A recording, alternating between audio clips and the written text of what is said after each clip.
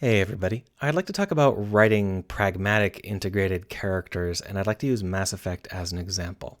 This is going to be kind of a long podcasty video, so feel free to skip it if that's not your thing. Whenever I am writing a character or reviewing a character, I'm thinking in terms of an RPG. Whether it's a tabletop game or a computer game, there is a vast world for the player to explore. And that means that I have to be able to write dialogue and events and things happening any place that the player can go. So how do you do that? That's like a lot to be able to write. And the answer is that you really have to make it as easy as possible to write stuff. You need to be able to write these characters without any hesitation or thought or anything. It should just flow off of your pen. So all of my advice in the past has been very pragmatic. It's been focused on the idea that this will make it easier for you to write your characters. And this is why, because we're writing an RPG. You have to write literally a million lines of dialogue. And therefore your characters need to be built specifically to make that as easy as possible. So how can you do that? Well, if you take like normal writing advice, you might find things like, oh, you should make your characters complex, or you should make them instantly recognizable because first impressions are the most important, or you should make them part of the plot. Those are all fine. You can do those things. Be careful not to make your characters too flashy, because if the first impression is really, really bad, the player will hate the character forever. It's actually better to kind of not do any of those things. If the player meets a bland character, they can fall in love with that bland character over time. If the player meets a boring character, the character will become complex over the course of the whole game. You don't have to write them as complex. They'll write themselves. This slow burn means that you have to take a slightly different approach, or you should take a slightly different approach to writing your characters. So what I do is I have two basic touchstones that I like to think about. I like to think about world building, and I like to think about theme. And both of those things are the only part of those things that matters are the parts that the player sees. So when I'm thinking about characters, I try and think, how can I make this character part of the world building? How can I make them responsible for a big chunk of the universe? Or how can I tie them to a core theme? Because regardless of what tiny piece of the universe I'm focused on today, it's a part of the universe. It's going to have those world-building elements, and it's going to have those themes in it, because it's part of the same world. So I'll go ahead and do some Mass Effect examples. We'll do Mass Effect 1, and then we'll do Mass Effect Andromeda, and it should be kind of fun. Let's go ahead and get started. In Mass Effect 1, the two human characters are Ashley Williams and Kaiden Alenko. We'll do these first because they're the ones that everybody forgets about. They exist mostly to represent all of humanity for you. They tell you who you are, what your job is here in human space, how humans are, what humans want, how humans behave, what humans are relative to the rest of the galaxy. And most importantly, they show you serious flaws in themselves that are sort of echoes of larger human failings. Ashley is a space racist, and Kaiden can't keep up. So those are two failings that will define much of humanity's interactions with the rest of the world. Humans are assholes, and humans are just as likely to kill themselves as actually make any progress. Now, they kind of fall off the map pretty quick here because the game didn't want to focus too much on humans as humans, and they kill off one of them, your choice as to which means that every line after that would have to be written twice. They could have had a lot more to say. If the devs had decided that they wanted to put more lines in for Ashley and Kaiden, it would have been trivial, because it's very easy to write them. They're humans, you're a human, therefore anytime you go anywhere, they can tell you what you might want to be thinking. They can at least give you an example of how someone just like you would be thinking. They didn't really do that. Their conversations are quite limited. They have very little things to say about things like, well, should you save the council or should you replace them with humans? Funny that their opinions on that aren't really very severe. They're just kind of, oh, in passing. They don't have things to say about whether or not humans can have, multi-species habitats. They don't have anything to say about anything like that. They just fall off the map after they do their job at the beginning of the game. That doesn't change the fact that they're well integrated. They're just not actually in use. Let's talk a little bit about Garrus. Probably the most popular character from the Mass Effect series.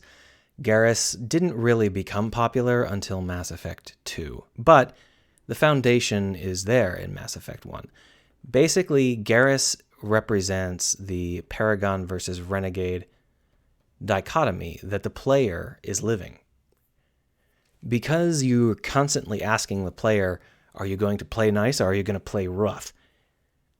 Garrus will always have something to say because he is asking himself the same question. And if you look at Garrus, you can see that he's learning the same lessons that they're hoping the player will learn. He's paying the same prices the player is paying. He's accomplishing the same things the player is accomplishing. He even gets disfigured in the same, very similar way to the player getting disfigured. So this is not, that was in other Mass Effects. In the first Mass Effect, nothing like that happens. But this is a very easy to write character because he represents the same journey that the player is going through. The theme of Paragon versus Renegade runs through all of these games, and since Garrus is so closely tied to that theme, he's very easy to write. If Garrus is in a scene, he can comment on the fact that you should play dirty, or you should play nice, or maybe how you should play dirty. He can also say things about, my uncle's a Turian in law enforcement, so I know all about this law enforcement stuff, and so on and so forth. And he does. He gets a lot of lines about the world building elements of law, and of course the mirror image banditry. He has a lot to say about the Red Sun gang and that sort of stuff, as well as things like CSEC. So he represents both a theme and a world-building element, and it serves him very, very well. By the third game, he's usually the most popular character, and that's because he mirrors the player's own journey so well. Liara represents old dead shit. Liara's primary responsibility is plot-related. She is there to dole out plot, and she never really stops. But the player is very deeply part of that plot. It's embedded in your skull. You're having psychic dream delusions, and Liara is there to push that plot forward. So Liara is basically the legend hunter. She's the one that goes around talking about ancient dead stuff that nobody understands, and that's a big part of this game. It is a core portion of the plot, core portion of the world building, and it's even a little bit of the theme here and there. In addition, because those elements are so closely tied to the player's own experiences, their character is actually being directly affected by these objects, Liara is likely to become popular because she will simply spend time with you. She's literally trying to do therapy with you. So that sort of excuse to get one-on-one conversations going allows Liara to develop as a kind of fangirl friend. And it serves her character very well. And I think that a lot of people really like Liara, despite the fact that she's really badly designed in terms of, an actual character. She's really well designed in terms of how she's integrated, and that's what actually matters in the end. Next is Tali. If Liara is talking about old dead stuff, Tali is talking about all the stuff that's desperately trying to stay alive. And so if Liara is the past, Tali is the present. She talks about the threats that are happening right now. She talks about engineering problems. Some of these threats are obvious, things like giant robots and things that are going wrong in that sort of military sense. But she also talks about things like, oh, the air filters are giving out, or, oh, we have to do it this way because otherwise people will die, because she is talking about the struggle to live. She's also got a lot to say about the themes of unfairness, but, well, she's not the most talkative person on that front. Either way, she has a lot of tied in elements. She's part of the world building because she's not only responsible for every piece of engineering in the game in terms of describing it to you and making you interested in it. She's also responsible for describing the main robot enemies and helping you to track them down and do all that stuff. And she's also going to be responsible for her own species. That's quite a few world-building pieces, and that means that Tali will almost always have something relevant to say. And if she doesn't have something relevant to say from a world-building perspective, she can always talk about how it's amazing that people can live here. Because that's something she can always just bust out. Hey, you're wandering around the Citadel doing nothing? Tali can say, this Citadel is so nice. My people could fit 1 million of us in here. Is that free-flowing water? These sorts of things suggest themselves very, very easily because Tali has been so thoroughly integrated into this core theme of disparity, the core theme of trying to survive. There's also Rex.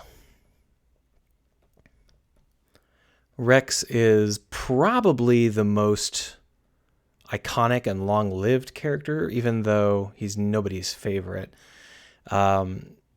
The reason that he is so iconic and long-lived is that every other one of his species that ever joins your party is him.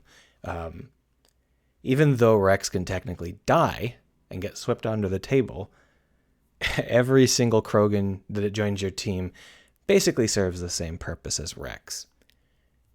So Rex represents all of the things that have been swept under the rug. He represents all of the injustices. So if Tali is about struggling to survive, Rex is about what you did to survive. Rex is about reckoning. And that gives him a whole lot to say in any situation where there are people that have suffered ever or are suffering now. And of course, he's also a warrior, so he can always talk about the warrior part of the world building. That is useful, but it's important not to get too bogged down in that because all of your characters are warriors. And if you've got someone that is the person responsible for doling out warrior wisdom, then most of your interactions with them are going to be like, oh, tell me another story about how you blew up a Fluggernaut on Beta Prime, Grandpa. It's like, you can only do that a couple of times before it gets old. That's not as effective as having a contextual conversation that takes place in the world somewhere. Because, I mean, you could have your conversation about old war stories anywhere. You could have them over email. So it's not as rich an experience, in my opinion. Still, Rex is a very powerful character due to his thematic links. He's so tightly tied to the concept of inequality and unfairness and people being repressed or killed. The sacrifices that are made for civilization are sacrifices that he disagrees with. And those are 6 very resonant characters. Even the 2 that are forgotten, Ashley and Kaiden, are still very resonant, and they could have easily been written into a full set of characters. They weren't, but they could have been. These characters are not all perfectly even, though, which is fine. They don't have to be. Some of them are a little bit stronger in one area or another area. Some of them are used in different ways at different times. Liara is particularly noticeable because she is so incredibly core to the plot of the first game, where it's all about hunting down those ancient dead things, and that is like her whole reason for existing. And the entire first game is kind of about that. But that kind of tapers off in the later games. So Liara had to be repurposed. They had to change what she was about, and they made her into an information broker because there simply wasn't enough stuff left for her to talk about. You'd mined it out. And so that's the sort of thing you have to be aware of. It might be that when you're thinking that something is part of your world, is part of a core world theme, that might only be true for part of the experience. It may be, Liara is actually involved in all of these ancient things, so it's not really just like a plot element. She has plot things to do, sure, but even when they're gone, there's still so much ancient alien tech out there. For now, at some point, your game is going to be about something besides ancient alien tech, and at that point, Liara will have to be reconfigured, which is what they did. I actually don't like the direction they took that, but that's just me. So now we're going to look at the redheaded stepchild of this series, and that would be Andromeda. I'm not going to say that I'm not here to blame anybody for Andromeda. It's clear that the Andromeda dev team took a lot of flack. They were not able to do any better, and it's not because they were incompetent. It's because no one would let them. So there were a lot of things in the way that made Andromeda come out the way it did, and it's not something I blame anybody for.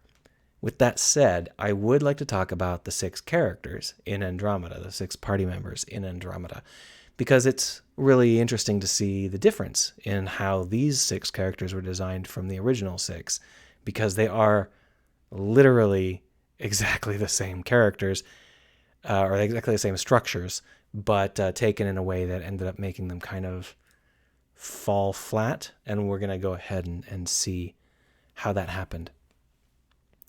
So we've got Cora and Liam.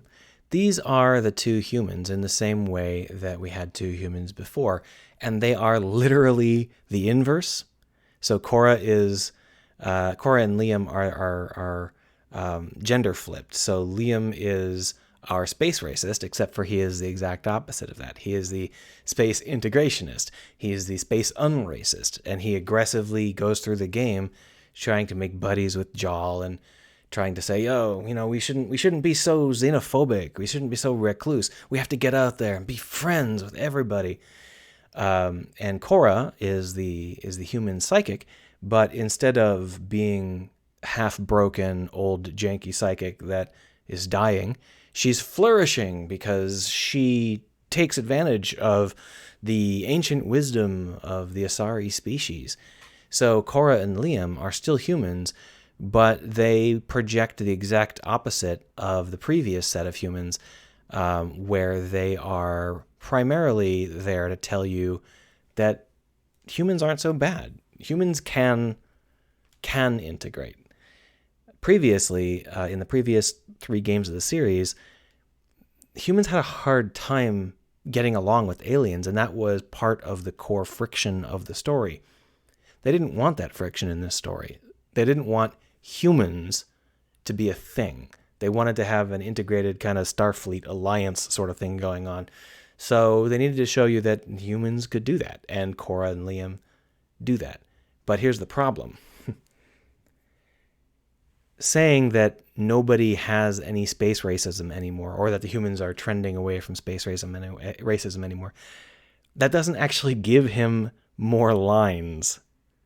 Similarly, saying that Cora has no serious psychic problems and she's able to do her psychic things, that doesn't give her any deep connection to the concept of not fitting in. By inverting these characters, they removed certain themes from the game, and instead of replacing them with the opposing theme, they replaced them with nothing.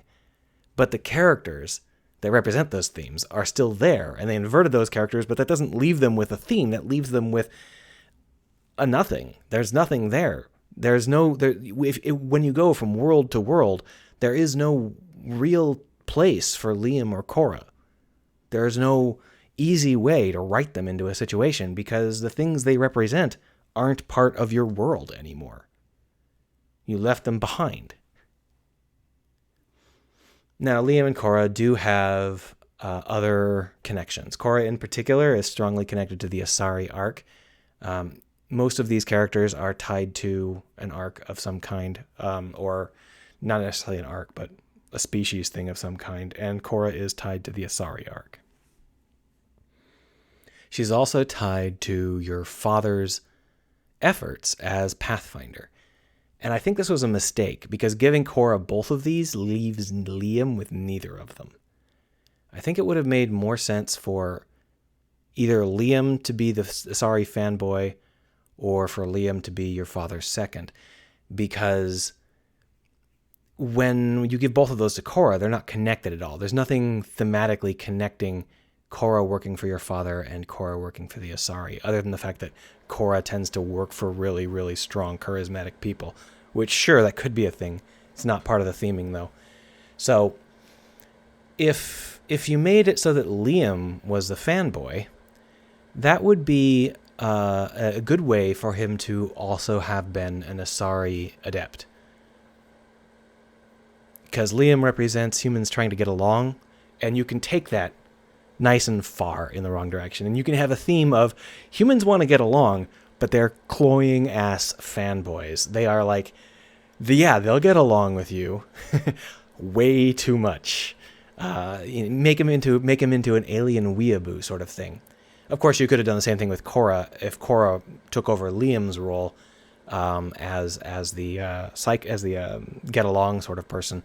But whoever isn't the fanboy or fangirl, they could be responsible for the Pathfinder stuff. And the problem is the Pathfinder stuff is theoretically part of the world building, but it never shows up. The Pathfinder elements very, very rarely actually make their way into the game. People talk about it a lot. Oh, it's your duty to pathfind. But in terms of functionality, your duty to pathfind looks an awful lot like doing side quests. And it never really comes up that there's any actual knowledge or morality or anything like that that's required. It's just, you do a side quest. Congratulations. Plus 2% to your planetary totals. But assuming that you could actually make a game where that theme existed in the world, then what you would want is you would have one of these human characters be Pathfinder-based and one of these human characters be fanboy-based, rather than having Korra be both and Liam be nothing. So let's go ahead and move on. Last time we talked in a specific order, so I'll go ahead and try and keep that order running. Here's Vetra. Like our good buddy Garrus, Vetra is the same species and has a lot of the same inclinations. As before, Vetra is renegade-based. She's not Paragon-based. But unlike Garrus, Vetra is about survival, not about winning. She's not here to make that big stand. She's not here to ruffle feathers. She goes around the law. She breaks the law as much as possible so people can live. So whereas previously we had a character that was Paragon versus Renegade, those Paragon versus Renegade dichotomies have largely been left behind, just like most of the other themes in the game. And in this case, we've been replaced by the idea of survival as a core thematic trait. Not individual survival, but group survival. Like, this is everybody coming together to survive. And that is a really, really powerful and resonant theme in this game. This game is literally about that. That is the core theme. Everybody comes over here to Andromeda, and they have to work together to survive. And sometimes that means bending the rules. Sometimes that means loosening up in some areas and tightening up in others. That should make Vetra the strongest character in the game in terms of the ease of writing dialogue for her, but they never use her. She never has things to say. A big part of that is the fact that these characters almost never get involved with city side quests, I guess you could say. Vetra never really shows up in the, it's not the Citadel, in the arc, she never really shows up in the arc doing things. She just kind of stands there and occasionally comes up with a quip about whether someone is properly reframbishing their Gerberniber. So it never really happens. It's a core theme. She's so well designed, but she never arrives. She's never actually used. And I can't help but think that that is a budget problem. I can't help but think that these devs just weren't given the resources to actually finish their game. But Vetra always has a strong connection to the flow of the game, because everywhere you go, people are struggling to survive, or you're trying to find resources for people who are trying to struggle to survive. That means that Vetra always has something to say. And that struggle to survive, that is a really, really deep, meaningful struggle with a lot of emotion and tension to it. Just as much as Paragon versus Renegade. Could have been great. Could have been a contender. Let's see, who did we do next? We did Liara next, so I guess we should do PB. PB is our Liara replacement, and people like to think, I think they were thinking of PB as kind of the opposite of Liara, but the truth is that PB is basically just Liara on speed, ADHD Liara. She is responsible for the same things Liara was responsible for. She has most of the same tendencies as Liara, just turned to 11.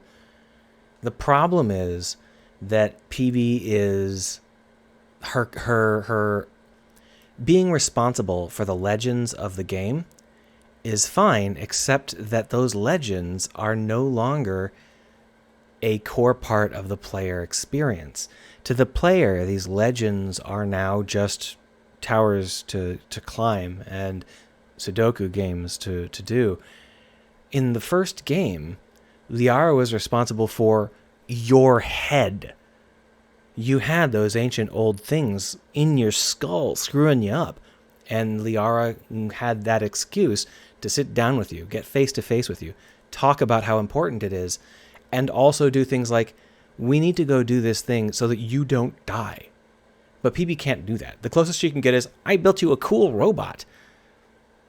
It also doesn't help that PB's first impression is extremely flamboyant and aggressive and makes no sense. It's fine to have a character that is unique and makes a flashy entrance. But you have to be careful, because in an RPG, first impressions are very dangerous. If someone thinks, oh, this person is annoying, they will almost never get over that. It's going to take them a long time to get over that first impression. Whereas if they think, oh, this person is pretty good, then that might seem like a cool response, like a very low tempo response that's not good enough. But that's actually perfect, because it's a slow burn. You want the players to think, oh yeah, that person that I got to know over time, I never hated them enough to just brush them off or distrust them. But we had a fun time together as the game unfolded. So I think that PB was a poor choice all around. It's clear that they tried to do the opposite of Liara, and it walked right back around to being Liara, but at 11. It didn't really work out. PB does have some cool stuff because her rebelliousness has also been amped up to 11. It's fun because PB is not the Asari representative. Korra is the Asari representative. PB could not give a shit about the Lost Asari arc, at least on the surface. So that makes it really interesting. PB is also going to help represent some of the social strife in the game. She has unusual relationships with people, and some of that does come forward even in the sparse writing that actually got done. And that could have been interesting. If PB represented, say, flawed people getting along, or boundaries, when to break them, when not to break them, something like that, that theme would have been far more core to the game than legends. alternately, the Pathfinder could have more integration happening, like maybe your AI accidentally got dosed with ancient drugs when you first used it, and maybe PB is responsible for artificial intelligence stuff instead of ancients stuff. Whatever it is, we have to choose something that is more integrated with the player's experience. PB can't be responsible for random black monoliths. That's like having a character that's responsible for radio towers in one of your Assassin's Creed games. They're not the ones with radio towers, but they've all got towers, you know what I mean? Watchtowers. So after that, we have... Who is after that? Tali. So instead of Tali, we've got the new alien species of Jal. Jal's alien species is basically the anti-Vulcan. The anti-Vulcans. They are emotional people. And it's not that they try and hide it. It's that, when you are emotional, emotional outbreaks can bring your emotions to the front where everybody has to deal with them. But that's the point. Everybody has to deal with them. You need to deal with them. So Jal is sort of like the emotional intelligence core of the experience. If PB is incredibly emotionally unintelligent, Jal is supposed to be the opposite. He also represents his species, which is a core species in much the same way that Tali's species was a fairly core species. They're outsiders to the rest of the team in terms of whether they fit into normal spaces and into commonly accepted spaces. But Jal's people they're either too common or they're too bland. They come up too much for their very, very gentle presentation to actually matter at all. Their activities are very stock, but that could just be because the game didn't have enough funding. I'm trying to think about the fact that there was an alien species waiting for us when we came to Andromeda.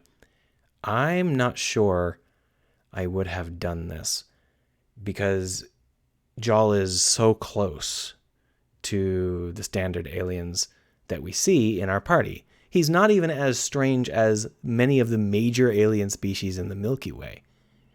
So it's kind of strange, come all this way and we find just more space elves. I think if I was going to do this with this same kind of cloning technique where all the characters have a perfect match from Mass Effect 1, I think I would have made it Tali again. I think I would have had Tali's people make it across faster than everybody else and have them already have settled. Like you come by and it's been 600 years and they're like, oh yeah, we left 100 years after you, but it only took us 50 years to get here. So for the past 400 years, we have been fixing our problems. And we don't have those suits anymore. We don't need them. Boom, fixed. And that would be really interesting because that produces all sorts of interesting ill will and complex social situations between people who are trying to survive and a species that they actively helped not survive in the past. But this is just brainstorming stuff. In the end, Jal's integration isn't too shabby because he can be thought of as having the theme of emotional intelligence, which is incredibly important when you're talking about groups of people trying to survive. And he's also got a core tie to the nature of the galaxy. He's basically the representative of Andromeda, where he can talk about anything happening in Andromeda. And you know what? The game happens in Andromeda. These are very well designed elements. They just never get put in because they didn't write enough. Lastly, we've got Rex. Rex is Krogan. He's identical to Rex, and there is no difference between them at all. So I won't go into details there. The only issue I really have with them cloning Rex for this game, and no, his name is actually Drac, but it doesn't matter. Only problem I've got with them cloning Rex for this game is that his integration isn't as strong. In the first game, the concept of things that are swept under the rug, of unjustness, those themes were really, really strong. But in this game, those wounds aren't old or hidden. The game revolves around the people who are thrown off the ship, the rebels. And in theory, Rex represents the rebels, but he doesn't, because he represents his own people, and they are rebels from the rebels. So the situation gets very, very muddy. Like, when can he say something about the people who are thrown off the ship? He threw them off the ship, and then he got thrown off the ship because they bilked him. So it could have been really, really interesting, but they would have needed to come up with some more interesting, some more nuanced approaches, something that would let them write those pieces of dialogue easily, an angle. Rex also represents combat, just like old Rex did. The biggest flaw I see with Rex being Rex is that in this game, there are a lot of Krogan women. Like, at least 30 or 40% of the Krogan NPCs are women, including the one on the station that's still running the show. So I think that it would have been an easy change to make this Rex a woman instead. That would have made them distinct enough to give them new angles of approach, new ideas about how things work. I can only think that this guy is a guy because he was written before they decided to make so many of the Krogan women. Because in the first game, in the first 3 games, the Krogan are really, really gender segregated due to some severe biological issues. But in this game, they kind of gloss over that. Either way, what I wanted to talk to you about, what I wanted to show these off about, these are characters that were written with the same ideas as the first game's characters, but because they're not in the first game anymore, they're not in that same world anymore, they do not connect. Some of these characters could have connected very well if the game was fully funded. Some of them would be very easy to write. I could write Vetra all day. But in order for them to really connect to the game world would have to be something that has much tighter theming, much more coherent world design. And since it doesn't, all of these characters kind of struggle. The game is not without good bits. There are some good character bits. PB and Rex have some great discussions in your car, for example. But by and large, the game is too thin, and even through that thinness, I can see that some of these characters aren't landing even when it's already thin, meaning they basically don't exist. Liam is basically a minor NPC. So I wanted to tell you how I generally think of characters, and I wanted to remind you that even if you design your character well, you still have to put in the elbow grease and actually write them into the game world. If they don't exist, they don't exist. It doesn't matter how well they're designed. Anyway, those are my thoughts on character design. If you're designing characters for an RPG, you want them to be as easy to write as possible, and that means you should make them responsible for a core world-building element or a core thematic element. I hope that was fun to listen to, and if not, I'm sorry for wasting your time.